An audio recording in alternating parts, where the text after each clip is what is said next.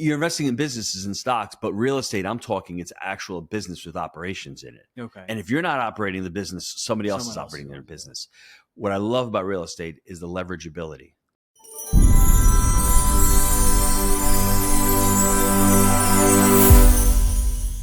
Hello and welcome. My name is Gino Barbaro, one of the co-founders of Barbaro 360, and this is the Happy Money Podcast. I am joined by my son, Michael Barbaro. Mike, what are we talking about today? Well, I got an email from you the other day, and I said, "Hey, put something together," and you came up with stocks and 401ks. So I'm like, "Okay, let's go." So what did you put together? So one of the differences in this world of finance is you have a bunch of different options, especially in the past 50 to 100 years, right? So you've got stocks, you've got bonds, you've got real estate, and there's different, dare I say, tax savings or tax deferrals with that. And so it comes down to figuring out what's best for you, what's your place in life, and yeah, just ultimately what path do you want to take. So tell me more about your experience.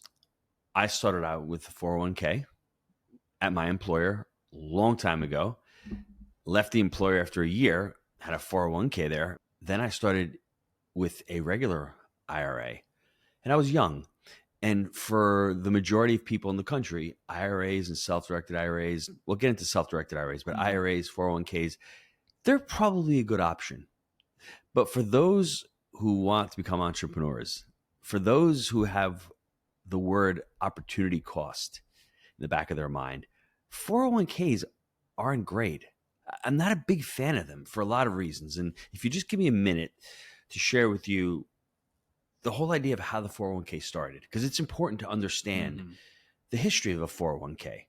It started back in 1978 is actually when it started. We had what we call a defined benefits plan. The benefits were defined by employers. Employers were on the hook to fund these pensions for employees. Yes. It took a lot of risk away from the employees and put it on the employers.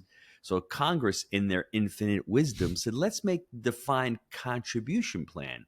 What I don't like about the plan is it takes the employers off the hook, makes the employees have to save. But what it ended up doing was, and nobody really talks about this, it created demand for stocks, because where do you put your 401k money into? Stocks and bonds. Yeah. And it also creates supply because they have a rule there at 70 and a half, you have to start selling. So you're creating demand for the stock market and you're creating supply. To me, that's the conspiracy of all conspiracies. Like, hey, this is the great tool. And it's sold as, oh, we're going to give you these great benefits. You're going to be able to defer your taxes. As you said previously, you're not saving on taxes. You're deferring your taxes. Yes. And I'll make one more point. I've learned as a financial, someone who's been doing finance, someone who's been investing for 30 years, I would rather pay on the seed of my investment than at the actual harvest. What do I mean by that? I'm putting money in today. Yes. 30 years from now or 40 years from now, I'm going to retire. I don't want to pay 30 or 40 years from now because I don't know what tax rates are. I don't know where my taxable situation is going to be. They're going to be higher than they are today. Yeah. So if you think you have $1 million saved up in a 401k and you're ready to retire, knock out at least 30% of that. I'd rather be paying today. So you could do a Roth IRA, put money that's already taxed into it and save at tax-free and let that money grow. And when you pull it out, it's free from paying taxes. Exactly. I was looking this up. You can double check me on this, but I didn't know this. Pensions initially, there was nowhere you could put that money. You would leave it in basically just cash. And then 401s came out and they basically said, okay, now we can invest this into stocks, bonds, mutual funds, whatever all that looks like. And so it's interesting because, again, it seems this is in big favor of the employer, which if you think about it, doesn't really make sense. You know what I mean? And so it would be interesting to bring back some sort of 401k that shares the risk between the employer and the employee. That probably... It won't happen, but... Well, if you think about it, all government jobs, Mike, you work for the police department, you work for a county job, you work for the federal government. It's really employer-based. The government is giving you a pension plan. So after 25 years or 20 years or 30 years, you retire, you have these benefits set aside. You get healthcare paid and you get some kind... But with the stipulation that you earn less during your working years... You make, because if you go out Put it into the private workforce, you could make more money at a company. But when you retire in 20 or 25 years, you have these benefits set up. That's the benefit. For me, 401ks are great if you are very bad at saving money. They force you to save money, right? And you could save a lot too. It's 10 or 15% now, right? Your W-2 income. Yeah. Can I share a quick story? Go ahead. About when I started one at the restaurant? This is over 20 years ago. And I started one and I had to include the employees. And it was called a safe harbor because me and my brother, we made up the majority of the people investing into this 401k, into this pension plan, because most of the employees didn't want to. So I had to match. Did you guys have Did you have a traditional 401k or was it a pension? It was like a pension plan, but it was sort of based on the 401k. That I would take money from my paycheck and I would take that money and I would put it into this pension plan for the entire company. We had about 40 employees. Some of the employees wanted to do it, some didn't. But the fact that I had the majority, me and my brother, and I even had your mom and I had Mark's wife on the payroll, they were investing and putting money into their accounts as well. We made up more than 90%. So we had to do what was called a safe harbor. We had to match employees and put some money in the employees' plans. I don't remember what it was. But then all of a sudden, I started telling some of the waitresses, hey, listen, you get paychecks every week. Put $10 or $20 a week out of your paycheck, automatically debited from your paycheck into this 401k. And the results to me were they were astounding. After 2 years, some of these waitresses had $10,000, $15,000 saved in these plans. Yeah. And to me, that was like one of the ahas, one of the epiphanies of investing is you have to become a diligent saver. And if you can't, then you have to be able to say to yourself, I need to take X amount out of my paycheck and put it somewhere and not be able to touch it. And that's exactly what happened to these waitresses. Now, what ended up happening was after 5 years, I decided to get rid of all my pension plans and 401ks because I'm like, I've got all this money set up in these accounts. I'm 30-something years old. I can't touch them for the next 20-something years. I don't want to have money in the stock market either. So I decided closing it up. I remember closing it up.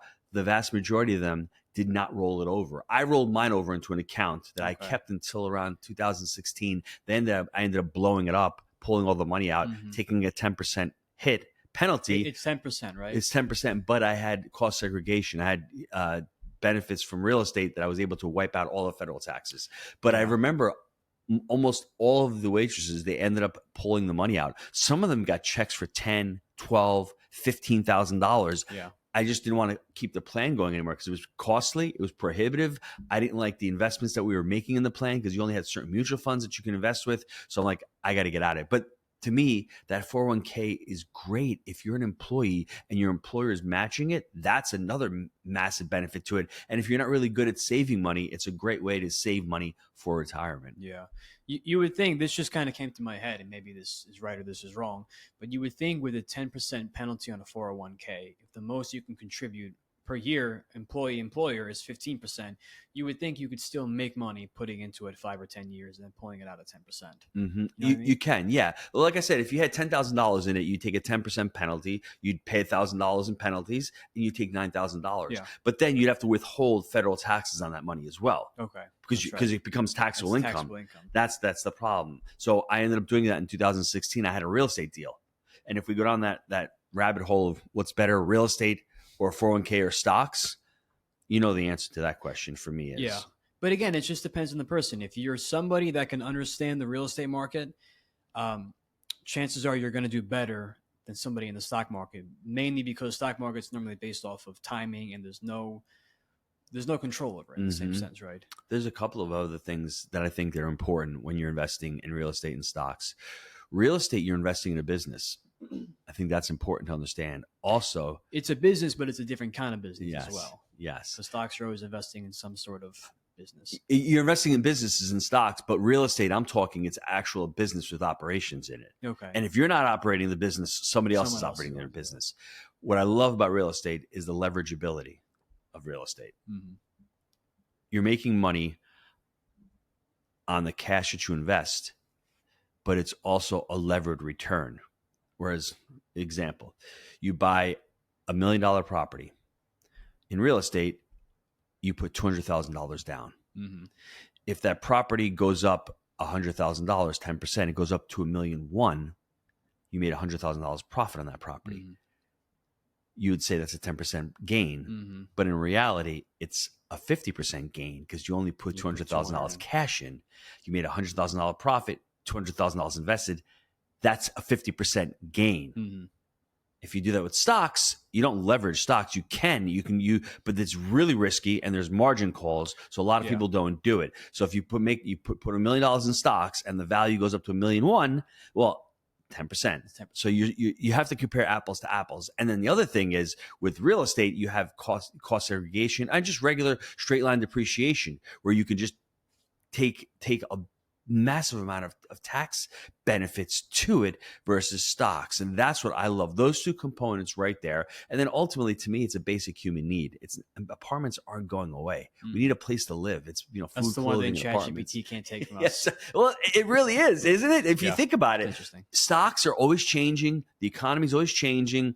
The way people invest in these things, companies come and go, the technologies, but basically an apartment and a place to live, you can't buy it on the internet either. So that's important.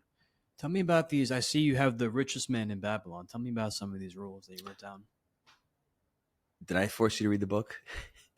Probably 10 years ago. Do I remember it? No. Did you read the book? I think I did. Because I was looking at these and I'm thinking like, where did he get these from? And I'm looking like, oh shoot, I probably read this book too. Well, you know what, Michael? Your homework for this week is you've got to read George S. Clayson's book, The Richest Man in Babylon. And I love it. It's such a simple story. And it's a parable. Mm-hmm. It's about the richest man in Babylon and how did he become the richest man. They've got laws in there. They've got rules in there. And I think it followed the course of what we're talking about.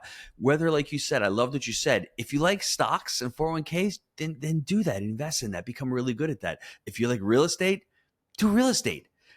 But before you do any of that, you need to read George S. Clayson's book because he talks about these rules. And the first one is what we talked about with saving money. Start thy purse to fattening. They say basically to put 10% of any of your money that you're making away. Like I just said, you see those waitresses? That's what they were doing. Yeah. They were putting 10% of their money away into an account. Yeah. That's important. That's the first step to any kind of investing. You got to be diligent. And I hear most people, Michael, saying, I can't afford 10%. Well, start with 1% and start increasing it.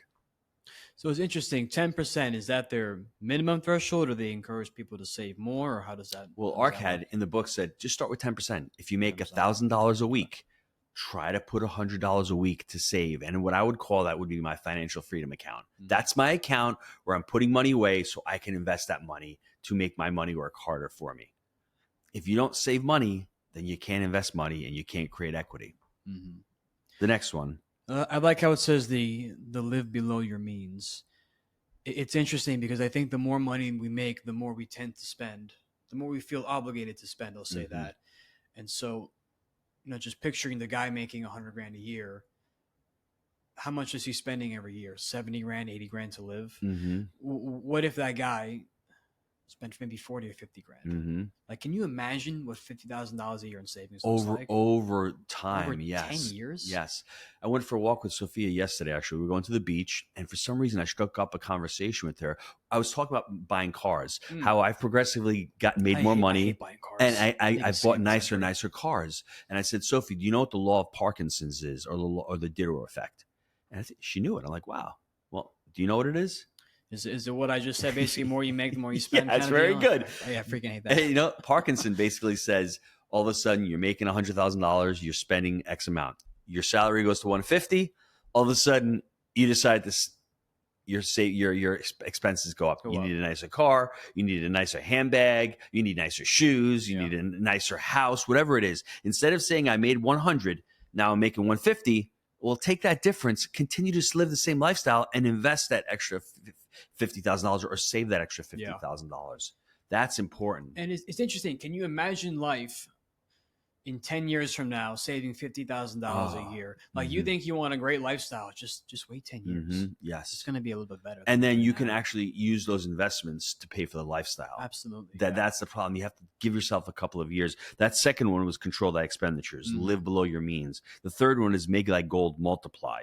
Invest your savings so they can grow. It's one thing, Michael, to save the money, right? Putting the money in the 401k, putting the money into real estate. But once it's there, you have to become an expert. You have to learn. Yes. That's why we talk about money coaching all the time. If people want to learn more, they can go to barbaro360.com. They want to schedule a call with us to learn what their money type is, to learn what their relationship with money is, to learn possibly what vehicle you like. Do you like real estate? Do you like crypto? Do you like stocks? I mean, if they want to learn more about it and learn how to multiply their money, we've got the ability for them to jump on a call with us. Just go to barbaro360.com, schedule a call, and they can learn how to multiply their money. I think it's interesting that you mentioned that basically learn what you want to go into. I like this analogy of if you can't explain the asset field that you're going into to a 5-year-old, like you need to go back to school, basically. Yes. Well, that's why food, clothing, and apartments. Yes, Any exactly. 5-year-old can understand that. The next one, Michael, is guard thy treasures from loss. Protect your money from risky ventures. Yes. This is basically kind of the same thing I see that I have on here, like do your homework, don't gamble, and invest in what you understand. It's really just basically the same thing. If you don't understand what you're doing and you can't explain to your kids and they don't understand, look at it this way. If you're constantly speaking the investment banker MBA language, like you yourself probably don't understand it in that sense. Yes. Well, it's interesting. Remember, we were just talking before we hit the camera, started recording. We were talking about the chosen. Oh, yes. And Jesus was amazing with this, wasn't he? He talked about parables. You know, the apostles were fishers of men. It's very simple. If you can't speak in that language, that shows someone's true intelligence when they're able to describe something to someone as if a 5-year-old can understand it. And I think that's important. But guard thy treasures from loss. What did you do when you were 16 years old? Who did you invest with? Well, I invested with you always. Okay. And why did you do that? Because you knew how to make the most money and not get screwed over. Well, it's very important. So what you did was you followed all of these. So I made you, when you were young, because you didn't really understand, to start the muscle of investing and saving money. You need to have that $5,000 in that account to save, right? All of a sudden, you controlled your expenditures because you were home. And I was helping you out, but you're not a big spender anyway. You know, whenever you wanted something, you had money saved, and you went and you lived below your means, and you bought it. Yeah. The third one, you invested your savings. That's what you ended up doing with me. But you also didn't go out there and try to do it by yourself or not know what you were investing in. You invested with somebody who had a lot of experience in what they were doing, who had a proven track record, and who had skin in the game in that investment as well. Exactly. I'm going to go back to the chosen. Now, we talked about taxes in the first part of this. We were watching the episode yesterday where Jesus is in the temple and he's yelling at the Pharisees because they're asking him, about taxation. And he says, render unto Caesar what is Caesar's and render unto God what is God's. And I think it's interesting because this has been the culture for the past however long taxes have been. And I think it's so fascinating that Jesus is saying, guys, pay your taxes. Like, it's okay to pay your taxes. And we have this entire culture that's, let's not pay our taxes. Let's do everything we can to get the government out of it, which is good. And they allow for that. But it's the culture of let's scam the government out of paying. And it's probably one of the most difficult things for a Christian to say, like, it's okay. Like, if Jesus said it's okay to pay your taxes, like, it's okay. And what was awesome about that episode, it was for me, so emotional. He was saying we need to pay taxes to Caesar because they're protecting us from being attacked. He actually talked about infrastructure, roads, water. I mean, everything you need, buildings. Yeah. I mean, that's what you're paying. That's what your tax you should go for. Now, I'm going to push back at you and say the government's taking 40% of our income and we still have $37 trillion in debt. So there has to be some kind of a balance. So I think Jesus was saying render to Caesar or render to the U.S. government what belongs to the U.S. government. And we have to follow certain guidelines. There are certain guidelines to be able to follow. But I agree with you on that. We have to pay our taxes. And there's certain things the government does that we can't do, like building infrastructure, like building roads, like providing for our safety, that we have to be able to fund that. Exactly. And this last one to me is really powerful. If you're younger and you're looking at buying a home, living in a home, it says, make of thy dwelling a profitable investment. And it's more challenging now because homes are more expensive. And unfortunately, it takes years to do this, Yes. Michael. Real quick, about homes being, it's not just that homes are more expensive, it's also that the salary has not followed along in accordance with home prices. Yes. Really just anything in general. But do you think sometimes homes are not just an asset as far as income, expenses? It's also where you have, I raised you guys at that house in Mayapack for how many years? 15 years. The memories we have there, I can't get that back. It's just part of the family. We loved living there. So was it a great investment? No. I lost money in that house. Lost a lot of money. But then I sold that and came here and bought it here. So don't look at the house as just an investment. It is security because they can't kick you out. There's no lease. As long as you continue to pay your mortgage and you pay your taxes, see that? Property taxes are necessary. Yes. We need schools. We need teachers. We need to get our garbage picked up. But I think if you look at it from that perspective, that safety, security that you have owning a home, that's a pretty cool way of looking at it. Yeah, it's interesting. Like you said, it's I don't like looking at the home just from an investment point, like you said. Like you said, it's family, it's home, it's memories. And if you spend 20 years there and you lose some money on the house, it's like, well, what is that worth to you, right? Mm-hmm.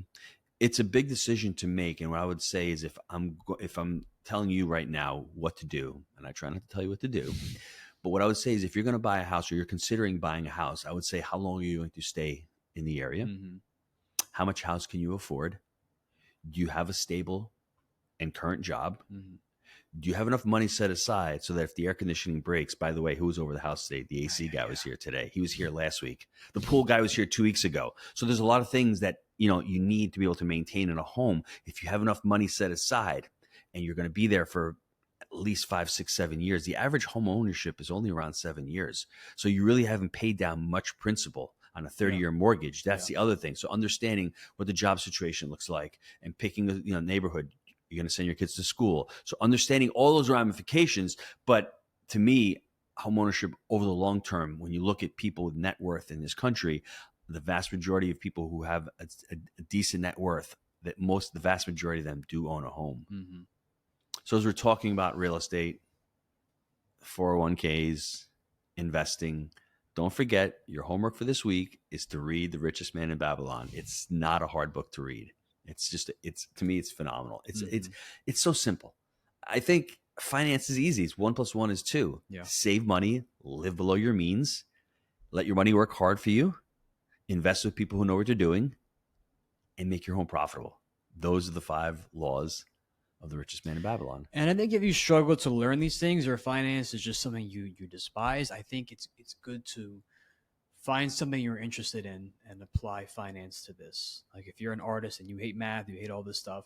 Okay, what about learning to budget your art supplies? Starting from there. Okay, well, I can sell this painting for 100. How much did it cost me? How much will I have in the budget to be able to spend for this, and so on and so forth. Michael, if you're having problems with money or you hate the topic of money, make sure to reach out to me because that's what I do. I want to talk to people about their relationship with money. You shouldn't hate money. Money is an inanimate object. There's something going on. Money is the symptom. I want to be able to have people understand what their relationship is so they can look at it and say to themselves, okay, I'm struggling with money. What is it that I'm struggling with money? What are the patterns that I've had since childhood that have brought me to adulthood that I'm having these issues with money? It keeps popping up. I keep doing these same things. I keep spending more than I make. Why is that going on? I'm not saving enough money. Why is that going on? I'm afraid every time I need to make a decision, I'm avoiding money. That's another common trait amongst a lot of people. Let's go back and let's take a look and see what's going on in your childhood. Let's discover that and let's see what's going on with that. So, I keep telling the listeners, just go to barbaro360.com, schedule a call with us. I love to have a discovery call and see how we can help you better your relationship with money. Well, I guess I'm going to have to go read the book then, aren't I? I hope so. And if you don't, just chat GPT it, get the little basic outlines, get a little 8, 5, 10 bullet points, and you make your pops happy. Now, listen, if you want to learn more on how to work with the Barbaro 360 company, if you want to get a free copy of our happy money, happy family, happy legacy, just email me, gino@jakeandgino.com, and I'll send you a free PDF copy. And once again, Michael and I, we want to thank you for spending a few minutes of your day. We know how valuable, how precious your time is, and we want to thank you for spending some time with us today, and we will see you on the next Happy Money podcast.